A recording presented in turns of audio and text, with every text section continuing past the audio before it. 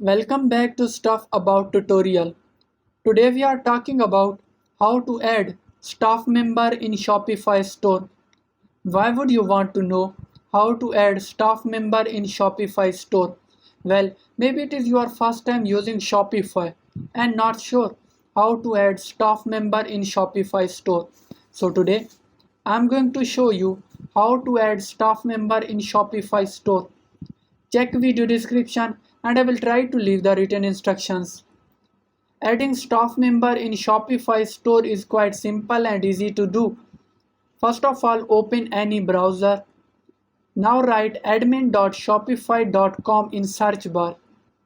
Now here in left corner, you are seeing different options. Click on settings in bottom left corner. From here, click on users and permission. Click on add staff.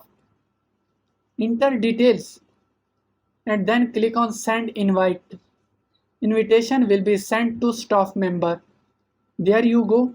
If you wanted to know how to add staff member in Shopify store, that is the easiest way I know how. If you know another way, to leave a comment below. Be sure to subscribe for more videos.